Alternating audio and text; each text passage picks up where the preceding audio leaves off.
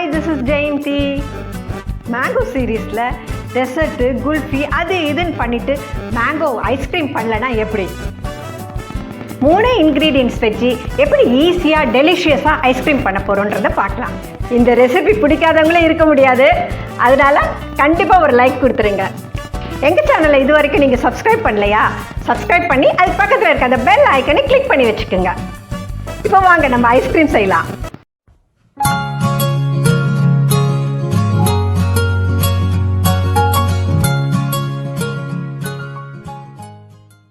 மாம்பழம் 2, milk mat 75 grams, full cream milk 1/2 litre. Mango ice cream பண்ணுறதுக்கு நான் ஒரு 1/2 லிட்டர் ஃபுல் க்ரீம் மில்க் எடுத்திருக்கேன். அதை இப்போ ஃபஸ்ட்டு நம்ம நார்மலாக எப்போதும் காய்ச்சிற மாதிரியே காய்ச்சிக்கலாம். பால் நல்லா கொதிச்சதுக்கப்புறம் நம்ம ஒரு ஸ்பூனை வச்சு அதில் ஏடு ஃபார்ம் ஆகாமல் கைவிடாமல் நம்ம அதை மிக்ஸ் பண்ணி விட்டுக்கிட்டே இருக்கணும்.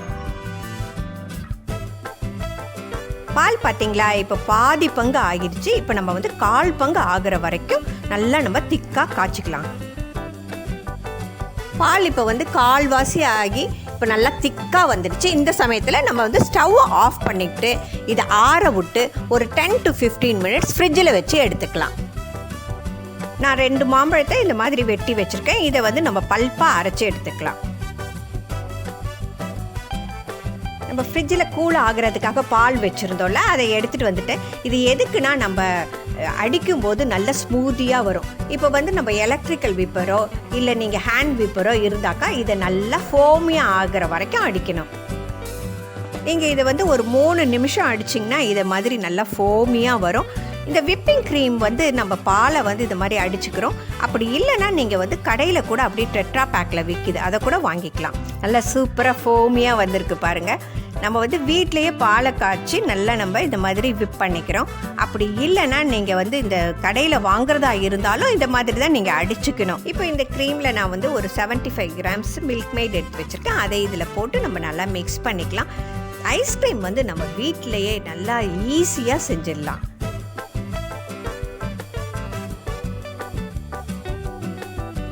மில்க் மேடை நல்லா மிக்ஸ் பண்ணியாச்சு. இப்போ நம்ம பல்ப்பாக அரைச்சி வச்சுருக்க இந்த மாம்பழத்தை இதோடு நம்ம ஆட் பண்ணிக்கலாம். இந்த ஐஸ்கிரீம் 3 பொருள் தான் பாருங்களேன்.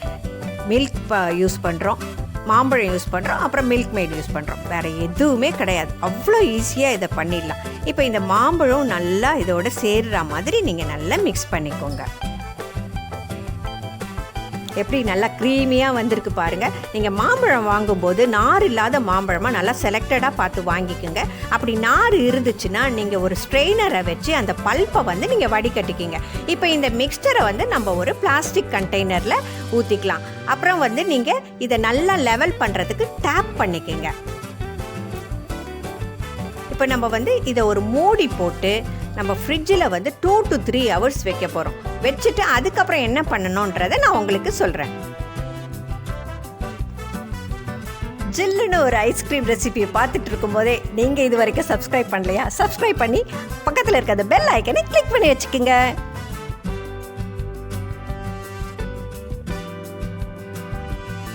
இப்போ 3 hours கொஞ்சம் மேலேயே ஆயிடுச்சு எனக்கு. இப்போ இந்த இதை பாருங்கள், நான் ஒரு ஃபோக்கால் எடுத்து காட்டுறேன். இந்த மாதிரியான டெக்ஸ்சரில் இருக்கும். இப்போ இதை நம்ம ஒரு மிக்சர் ஜாரில் போட்டு ஜஸ்ட் ஒரு அடி மட்டும் அடிச்சுக்கலாம்.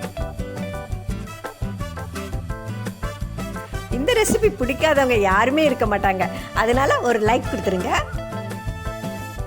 இப்போ நம்ம இது எல்லாத்தையும் நம்ம மிக்சர் ஜாரில் போட்டு இப்போ நல்லா அதை அடித்து எடுத்துக்கலாம். இந்த மாதிரி நம்ம அரைச்சி எடுத்துக்கணும்.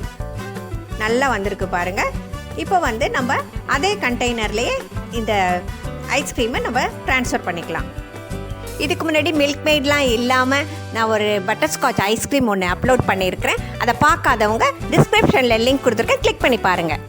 இப்போ இந்த மிக்ஸ்சர் எல்லாத்தையும் நம்ம இந்த கண்டெய்னரில் போட்டாச்சு. இதுக்கு நான் கொஞ்சம் மாம்பழத்தை சின்னதாக வெட்டி வச்சுருக்கேன். அதை இதோடு போட்டு நம்ம நல்லா மிக்ஸ் பண்ணி விட்டுக்கலாம். நம்ம இது ஐஸ்கிரீமாக ஃபார்ம் ஆனதுக்கப்புறம் நம்ம இதை எடுத்து சாப்பிடும்போது இந்த மாம்பழமோ இந்த க்ரீம் ஐஸ்கிரீமோ சேர்ந்து அவ்வளோ சூப்பராக இருக்கும். இப்போ இதை நல்லா நம்ம மிக்ஸ் பண்ணி விட்டுக்கலாம். இப்போ நீங்கள் ஒரு ஸ்பேட்டுலாவோ இல்லை ஒரு ஸ்பூனோ வச்சு இந்த மாதிரி நீங்கள் அழகாக லெவல் பண்ணிக்கோங்க. இதை லெவல் பண்ணிவிட்டு நம்ம வந்து ஒரு மூடி போட்டு இதை வந்து ரெஃப்ரிஜரேட் பண்ண போகிறோம்.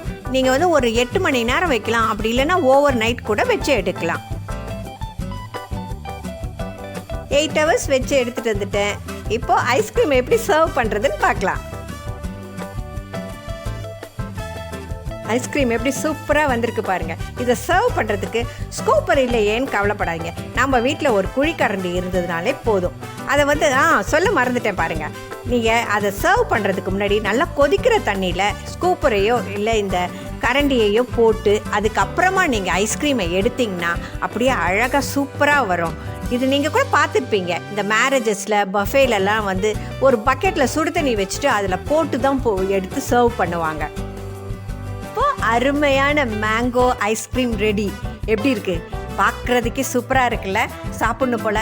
ஆஹா, இந்த மாதிரி செஞ்சு பாருங்கள். அதுவும் நம்ம உடனே செஞ்சு நம்ம வீட்டில் சாப்பிட்டோம்னா அதில் இருக்கிற சந்தோஷமே தனி தான். குழந்தைங்களாம் நல்லா என்ஜாய் பண்ணுவாங்க. மேங்கோ சீசன் போயிட போகுது, சீக்கிரமாக இதெல்லாம் செஞ்சு நல்லா என்ஜாய் பண்ணுங்கள். Okay, see you, bye bye.